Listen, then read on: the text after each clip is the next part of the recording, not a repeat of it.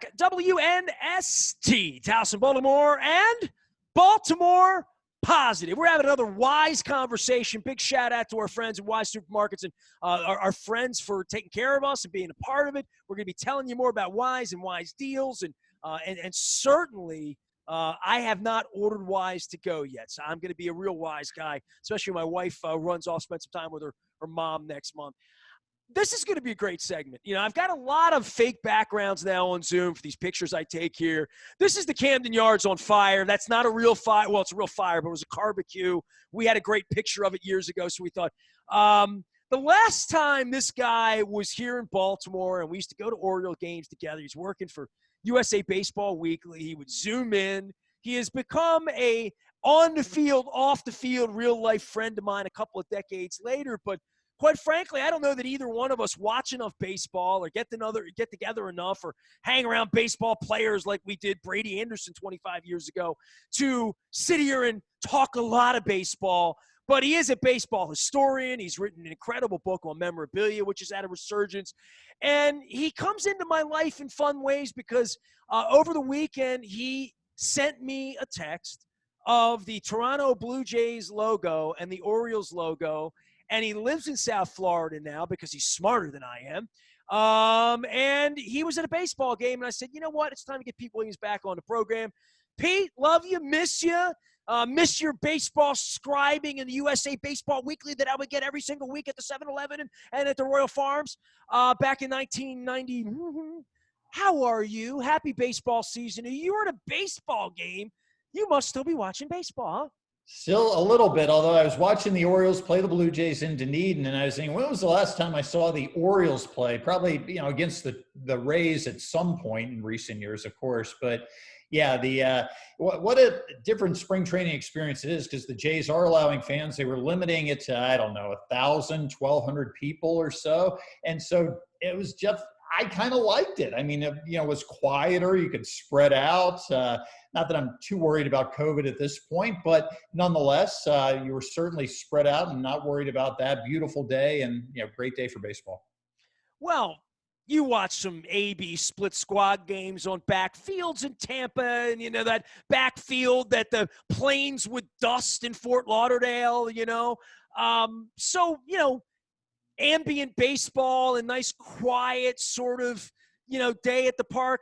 Give me a little primer on where you are in life. I mean, I have a feeling, and you and I have spent, baseball ballpark time and beach time and friendship time. We've talked about a lot of things, but I'm assuming our backgrounds were not all that dissimilar of being absolutely in love with baseball in our childhood. Like every pitch, every off season, every baseball digest. I mean, the baseball card book, that's up my alley, dude. Like I collected baseball cards. My last name's Aparicio.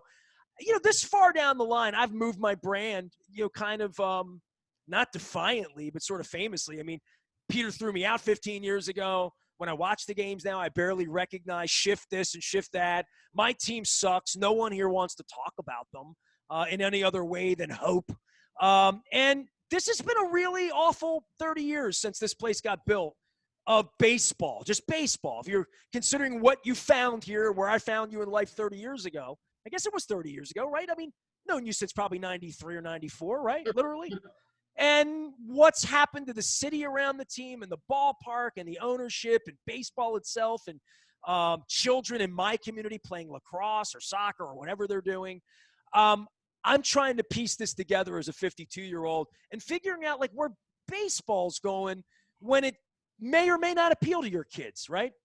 Right. And, to get back to where I was on Saturday at Dunedin and the Blue Jays, my sons, who are now 18 and 15, they went to elementary school at a school literally behind the left field wall. How cool is that, right? So at the time, who was on the Blue Jays at that time? Maybe Vernon Wells and Roy Halladay. I mean, my sons in second or third grade had a partial view of spring training games. Can you imagine being in second and third grade? Your teacher would have gotten nothing out of you. I wish you would have pulled the shades out down. The window. There would have been nothing. But, for my sons and all their friends, and my guys are big basketball fans, NFL fans, but baseball just doesn't resonate with them at all. And I think baseball is a a big problem on their hands, because if you have a bunch of kids who are going to school within 50 feet of where, Vernon Wells is standing during a spring training game and they don't have any interest, I think that's a big problem. And that was 10 years ago, let alone where we are now. And there's some arrogance, right? I mean, you've spent a lot of time around baseball officials, baseball player. I mean, different era. I mean, me and you and Sparky Anderson in a plate of food at Camden Yards after a Tigers game or whatever, and having those kinds of experiences. And look, we're losing Tommy Lasorda. We're losing Tom Seaver. We're losing Hank. We can go on and on about the legends of our baseball carddom, and we'll get to that a little later on. But I built a life around this. I built a radio station around this, an industry around this, that I just cannot foresee in the future based on the way they run things. Pete, I know you know this. You were at a baseball game the other day, and when you sent me that picture, the Orioles have not shown a pitch of spring training on a network they were given to run 15 years ago that I pay for every month, ostensibly to have Oriole games, let alone the Nationals fans who really care about their team because their team wins and stuff. The games aren't on, man. They're, negligence, malfeasance, ineptitude, incompetence, arrogance. I mean, I could go on and on and on, but none of this leads to your children or me wanting to go give them money again. And I think to myself, if you don't want me there, who do you want there? I'm 52. I'm young. I'm skinny. I got 25 years of fandom left in me. I love baseball. My name's Aparicio. If I'm not welcome, who do you want in your stadium? Right. And I thought of this a lot during the spring training games because, look, given the circumstances, I'm happy to be one of 1,200 people who scored a ticket to that game the other day. Fine. But under normal circumstances in spring training, they used to have a rule that the visiting team had to bring 4 regular players. Okay. And they don't even try anymore. I mean, let's face it, when the Orioles bring everybody, that's still not a great team. But I was looking at this Orioles lineup the other day. I'm like, is there one regular in this lineup? You only had to drive from Sarasota. That's only an hour's drive. So, they're not overcharging for the Orioles, but during spring training, they'll charge you more for the Yankees and the Red Sox. Well, what happens if the Yankees and the Red Sox bring a AAA team, right? So that's annoying. They're turning off fans that way. Now what they're doing in spring training this year, at the end of the 8th inning the other day, they said, "Thank you for coming. The game is over." And I was like, "What?" And I turned to an usher and they're like, "Oh yeah, they're doing it this year because they're not bringing enough pitchers." I'm like, "Why are they not bringing enough pitchers? That's the main purpose for spring training, to get pitchers work." And so just when you didn't think baseball could treat the fan any more poorly, they find new ways to do that. And, again, so for somebody who was just thrilled to go to, a spring training game under the circumstances, but next year when stadiums are packed and whatnot, am I going to be willing to do that? I don't know if I am. And if I'm not, then certainly I'm not bringing my kids. Well, you grew up in, in an era where baseball was baseball, and then you moved to Tampa, where they've had really a lot of success. You know what I mean? The Orioles would like to have the success that Tampa has had in this century, and certainly the wisdom that went into it, and the thoughts of the Friedmans and the Joe Maddens and the great minds of the game and all of that. But playing in a blimp on the south tip of St. Petersburg has never been very appealing to most folks like you, I guess, up in Clearwater, let alone over in Brandon or across the bridges or the causeways down there. But you moved down there and you moved into a baseball circumstance and a baseball situation. Do you recognize the game? Have you moved on with the game with advanced analytics and statistics? Because I'll tell you this, Masson didn't here, right? So putting Rick Dempsey and Tom Davis on after the games, I mean, I won't say much for them or John Angelos or his treatment of broadcasters here, but there does come a point where the game is moved now. And the game, if my father came back and started talking about wins and losses and RBIs and hit and run and, why is that guy not stealing? And, why don't they have the hit and run on? Or things that have why aren't people keeping score at home? All the things that have changed about the game that if you're going to have the game the rest of your life and you look spry and fit, look like you're still marathoning, that you're going to live a little while, that the game's going to be spoken about. It's a different language, a different terminology, a different vernacular, different strategy for sure, in the way Earl Weaver would see it. And if we're not going to move with it, Pete, about 5 years ago, I was when when Ray Lewis went in the Hall of Fame, we did a bus trip out to Canton. And I took about 250 Ravens fans out to Canton, Ohio in the summer to see Ray Lewis get inducted. And on the way back on Sunday, I'm like, we'll get Pirates tickets. We'll stop, rest our legs, go to a Pirates game, right? $8 tickets on the roof for group seats. I can throw it in. Everybody will love to sit and have a Permanis. And I had 3 busloads of people opt out of not going. They paid for the ticket. They just wanted to get home, okay? So I had 150 out of 200 people that didn't want to. I only sent 1 bus to Pittsburgh. I rerouted the buses, and I was on the Pittsburgh bus. And I got there, and they were giving away something or another, a shirt or Pedro Alvarez jersey or something, an old throwback yellow 79, puke, Grant Jackson, Kent DeColvey, trash of the 79 Pittsburgh We Are family. So anyway, so I'm in the upper deck, and I look down from right field, and what would have been the Wild Bill seats, right? I'm in the right field because you want to see the city and the skyline. I'd only really been to PNC Park like maybe once or twice before that. My baseball tour in 15. I did go with Mike Tomlin on that, but I don't go to a lot of baseball games, so I live 2 blocks from this, and I don't go much. But I'm in the upper deck in right field. It's the last day. I've got some hardy Ravens fans. The fans that went, you'll appreciate this, Pete, they just wanted to wear Ravens swag at the Pirates game, right? You know what I mean? That was really the reason they went. They really weren't about the game. And I looked down, and I'll never forget this because it was a snapshot for me. There's nobody in the stadium. It's beautiful. Skyline. I look down on the field. I'm having a beer. The shortstop is playing center field. The center fielder's playing right field. The left fielder's playing center field. The third baseman's playing shortstop. The second baseman's playing like a short right field.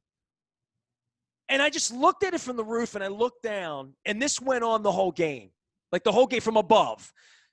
It looked more like a football game where, like, Rex Ryan's showing shifts, in the defense. And I looked at it, and I thought, if I don't understand this, I'm not going to enjoy this. And in order to understand this, there's going to take a lot of time that I don't really have that I had when I was 13 and before I discovered girls. And I thought, like, seeing Steve Garvey and Ron Say play would be the greatest thing in the world at the vet, right? So my life and my priorities have changed. I guess what I'm asking you from a baseball perspective for guys like us that love all of that now the game's moved. And if you go away from it, a lot of us went away from it last year, that when people come back to this, what they're going to see is not going to be the same game anymore. You're going to have to reinstitute some sort of Berlitz school for how to speak the new language of baseball.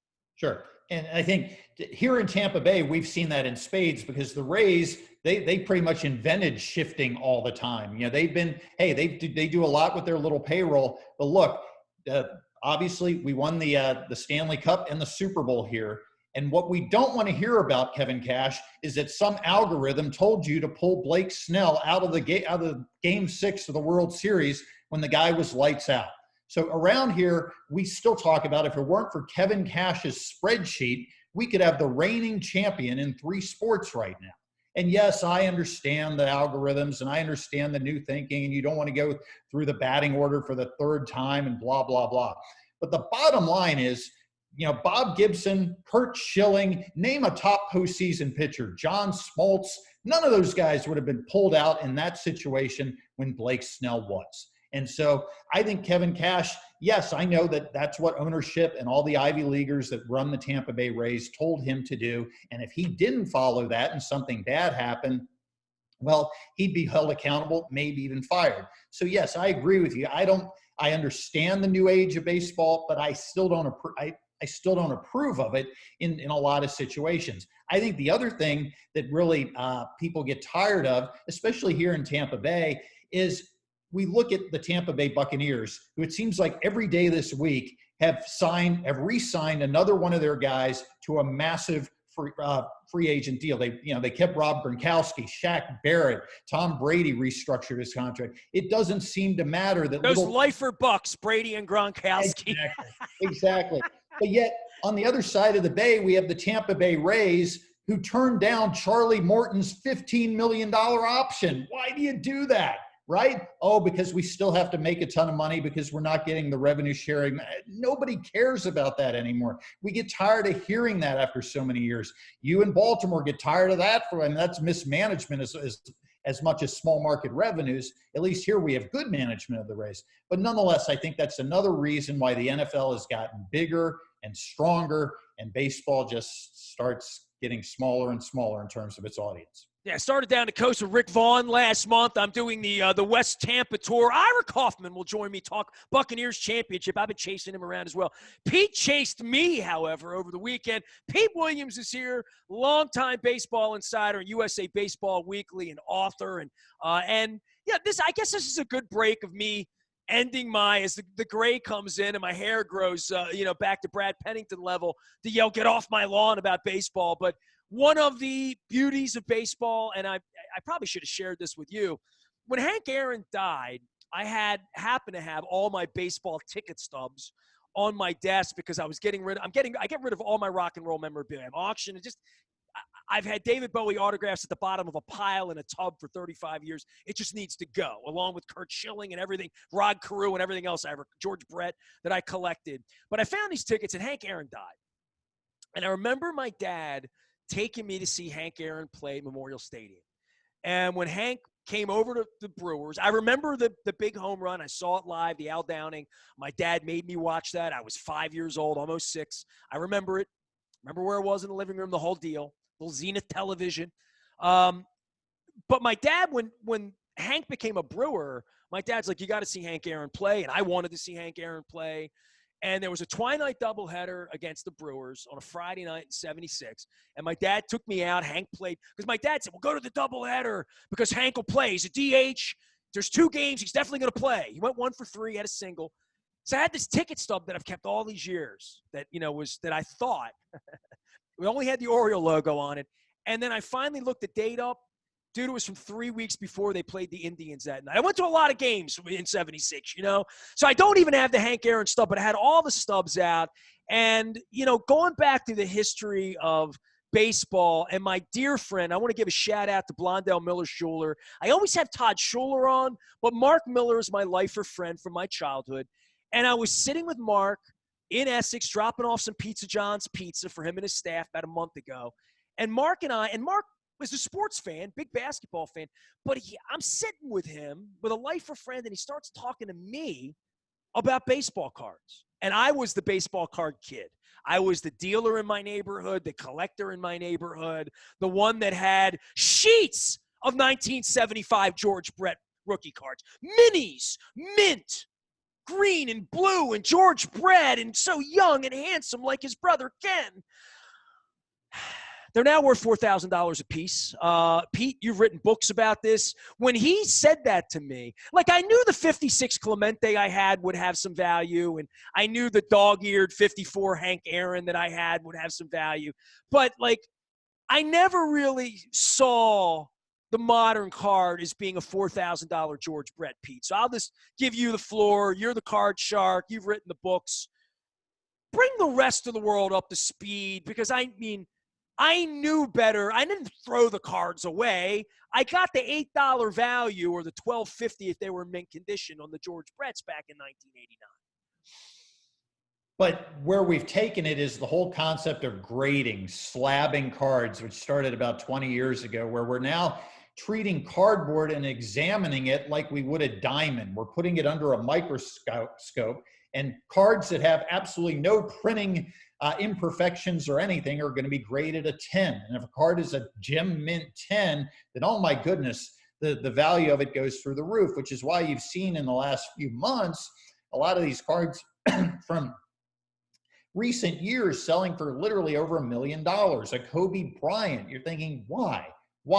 And it's because of this strange infatuation with grading and slabbing. And now the newest thing, these What's slabbing?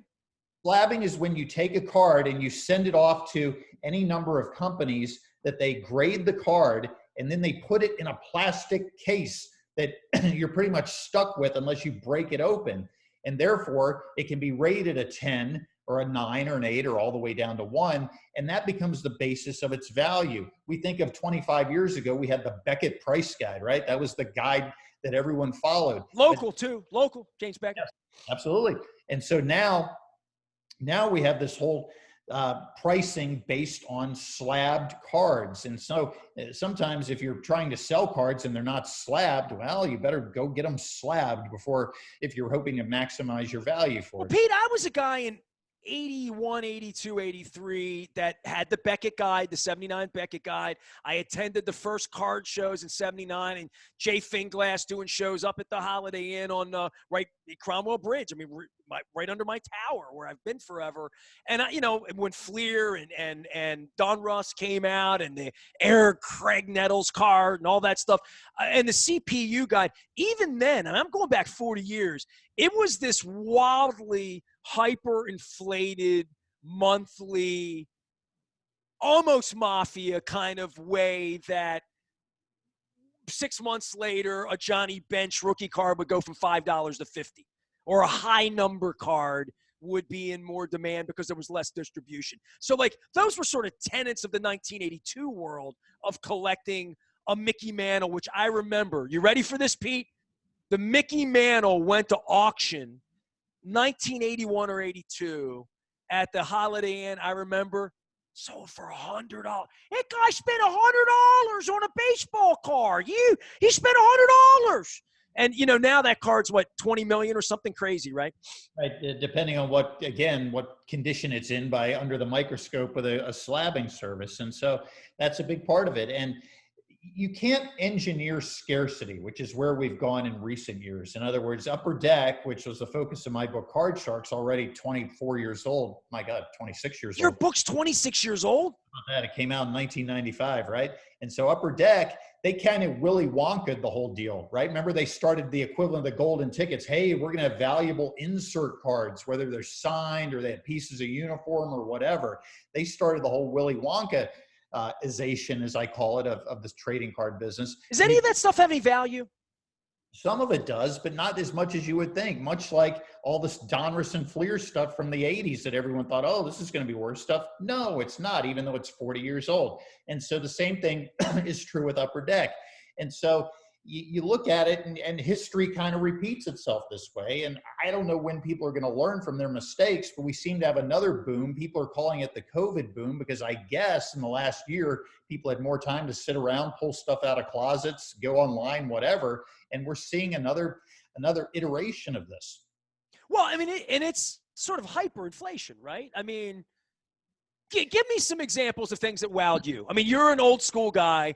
Give me some wow things that I don't know about, that I if you give me the baseball card, I would know what it looks like. Well, I mean, you and I think in terms of the historic parameters. You mentioned a 1952 Mickey Mantle, even from our childhood, a 1980 Ricky Henderson. Remember how gung-ho people were about that? Or the Cal Ripken rookie, right? The 82 Fleer, absolutely. Or the one where he's on 3 cards with tops, the equivalent there. Or the 89 Upper Deck, when they very smartly used Ken Griffey Jr. as the #1 card of their first ever set. Okay, those are all signposts that we think of, in the sports collecting history. Well, now we're going back and we're taking Tom Brady or Kobe Bryant rookie cards that were produced in massive numbers. And Kobe Bryant was a preordained star from the get-go, 17-year-old draftee. Tom Brady, of course, had a different trajectory. But nonetheless, by Tom Brady's second year, when he won the Super Bowl, people were like, oh, this Tom Brady guy could be a big deal. But the point is, cards that have been produced after 2000 are not rare. And if companies try to engineer scarcity by saying, well, we're going to create this insert card where there's only 1,500 of them, well, okay, then what's to keep you from just making 1 of something or 10 of something or 20 of something?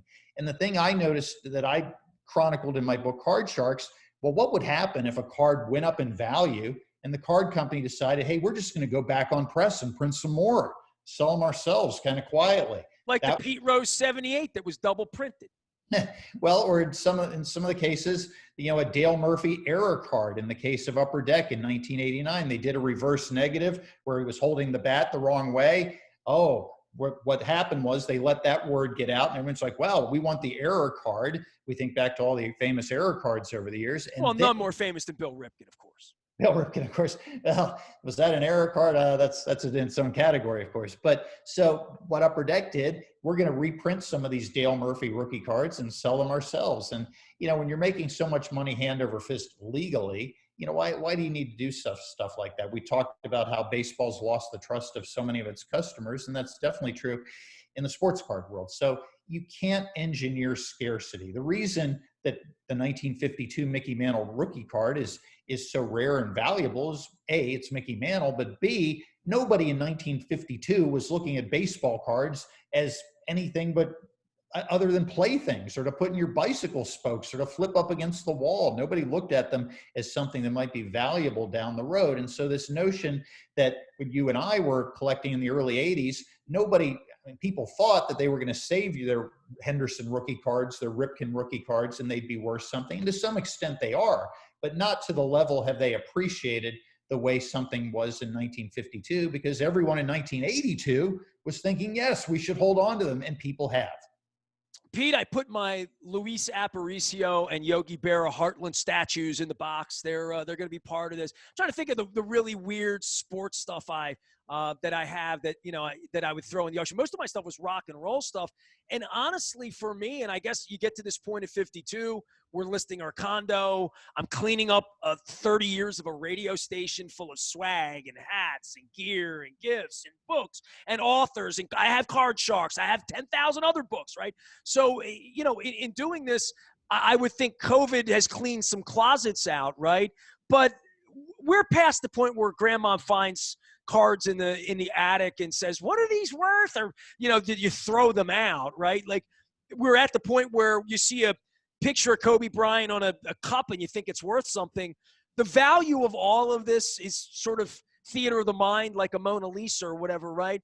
But when it comes to sports stuff, have you kept anything? I mean, I had my autographed Dr. J Converse poster signed to me. It's rolled up. It's not under glass and on the wall. But I'm thinking, why have I carted this around for 35 years? And what the hell am I going to do with it? And no, my kid doesn't want it. Yeah, you're absolutely right. I've become quite a minimalist in my middle age. And so as I realized time's the only commodity we have, and why am I curating stuff? Why am I hauling it around? I have a few things. I mean, we're talking on Zoom. You may see my Dale Murphy poster up above my shoulder here. Dale Murphy was a nice man. Nice man. Hard to believe he turned 65 last Friday. Clean living. That'll do it for you. But I've kept very little things that are maybe intrinsic to my career. I mean, I have a National Sports Daily vending machine that I've been trying to get rid of. The thing weighs a ton, so I kind of have to sell it locally.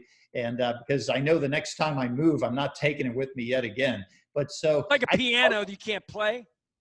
Exactly. Yeah. So, I mean, the National, I didn't write for it, but, as a journalist, I have great respect for it. It was slightly before my time. I was still in college. So I have things. They got a resume from me. Yep, exactly. I mean, I have some early USA Today Baseball Weekly match prints of some of our first issues. I've hung on to that. So stuff that's really unique to my career. But other than that, have I kept my 1979 top set? No, that was sold quite a long time ago. All my 80s stuff was sold. So I'm down only a few bits and pieces. I got my George Brett bobblehead. I did finally just throw my Tony Gwynn bat toward, because Tony would say, what are you keeping that here all these years for? What are you going to do with it? So he signed it, pulled it out of the rack in Houston, signed it to me. It's been in a tub. I could put it behind me in the wall, but now we have fake Zoom backgrounds that make things even more interesting than a bookshelf. So I don't look like Colonel Mustard did it in the library with whatever. I mean, so I'm getting rid of stuff, but I want to love baseball, and I want baseball to love me back in some way, right? And I'm getting to that point where I'm saying to myself, what's going to get me to a game? What's going to get me to reach into my wallet and pull a credit card out? What's going to suck me back into 162 nights? The way you and I talk about George Brett and Steve Garvey and, Mike Flanagan and Mike Boddicker and whatever else from our childhood. I don't know the next 20 years are going to hold what the last 50 have for me. It's kind of sad for me, dude. You know what I mean? Like I'm getting weirded out by it, but there's nothing drawing me to it, Yeah, I mean, my dad is 82. He lives down here in the Tampa Bay area. He doesn't get around very well. So for me to get him to a game is quite an effort. And so I try to do it once or twice a year or however many times he feels up to it. Who was his guy? Gil Hodges, absolutely. Wow. Yeah, and so Okay. Gil Hodges, he grew up in the Bronx, but was a Brooklyn Dodgers fan. I think to be contrarian to his dad and his brother, who were Yankee fans. And so when he took me to my first game, I think in 1977 in Richmond, Virginia, my dad had an eye because he must have looked at a young catcher for the Richmond Braves, AAA, named Dale Murphy, and saw something in him that he saw in Gil Hodges. Very, in hindsight, looking at him, very respected guys, model citizens and the like. And if we had cell phones back then, what I wouldn't give to have a photo of 7-year-old me with Dale Murphy. I have a very faded autograph on a baseball, so that's good enough. But nonetheless, I know when my dad, when he's no longer able to go to games, am I going to be that driven? Because that experience I certainly don't have with my own sons. Not that I didn't try, but as we discussed earlier, it's just this generation, they don't have the attraction to baseball that you and I had. I mean, getting back to baseball cards, I learned to read with baseball cards. I mean, they taught me how to alphabetize, how to put things in numerical order. They taught me geography. To this day, I'm convinced that I'm really good with faces and remembering names from sorting baseball cards all those years, right? So, I mean, if somebody said to me, 1977 Reggie Jackson, I can picture that. Or 1978 Johnny Bench. You probably have a couple years too like that where you can do just that. And so I think of all the skills. I mean, my family never had cable TV when I was growing up. And so nonetheless, I'm pretty sure I never saw the Seattle Mariners or San Diego Padres play on television until I got to college. But nonetheless, You only knew Randy Jones from the card, and and Rupert Jones too. How about that? Absolutely. But nonetheless, I knew every single player who had played for the Mariners from when they started in 1977, even though I had never seen anybody play till I got to college in the late 80s and watched them on TV. So those kind of experiences, the role of baseball cards, that went away many years ago. And I don't know what role, if any, they play today. Well, you had This Week in Baseball. I mean, if you grew up in South Florida, you had a chance to be on the baseball bunch. I mean, the baseball bunch was shot right down where you were, I think, right? And I think about all of that and Tommy Lasorda, losing him, and my crazy baseball tour back in 2015 and going to 30 ballparks in 30 days, and how much I loved baseball. And now I'm trying to re-recognize it. And certainly in a place like Baltimore where, I mean, this is where you and I would say, well, we really can't talk much about the Orioles. I mean, part of me was like, hey, you're at an Oriole game. I'll get Pete on to give me an Orioles preview from spring training. And you're like, dude, I don't even know what team they sent up here. Yeah, that's just looking at that roster that they sent up. I'm like, man, I'd be, if this was non-COVID and I had paid real money to see this game and they're calling it in the 8th inning, I'd be really upset. But, given the circumstances, I was fine just watching it. But it's a shame it's taken COVID and a 87% empty ballpark for me to really enjoy baseball again.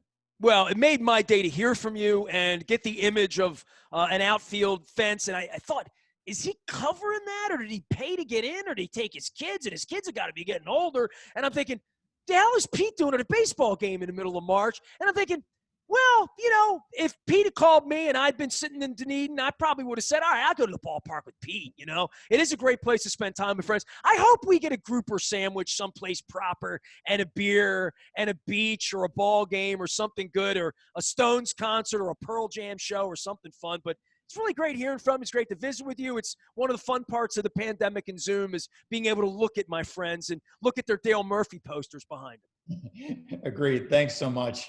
Always good to see you. Hey, plug Card Sharks. They can still get the book, right? Absolutely. Card Sharks, timeless. It's gotten a resurgence in recent months, given the hoopla around the sports memorabilia industry. Card Sharks, how Upper Deck turned a child's hobby into a high-stakes billion-dollar business. Easiest way to find it, it's now available digitally on Amazon. Well, here, I'll pull it up so everybody can get a look at what it looks like. I pulled it up on my Amazon here. And, I thought man, he wrote that book about 10 years ago, right? And I'm like, oh, wow, right? Everything I care about with baseball cards is in your book because it all happened before 95 anyway, right? That's right. Pete Williams joining us here, former longtime baseball writer and author. And I didn't even ask what you're doing now, but other than going to baseball games and raising your family. Pete's hanging out. Always good to visit with him. And hopefully we'll get a real baseball season around here. I know folks are heading to opening day. We've got some stuff up our sleeve. We're going to be eating some crab cakes together, not those Florida crab cakes, real Maryland crab cakes all summer long. We're going to be starting that at Fadley's and at Costas, where a guy like Pete can ship a proper crab cake on the interweb if he wishes to. We are WNST.net, AM 1570, Towson, Baltimore, and we never stop talking Baltimore positive.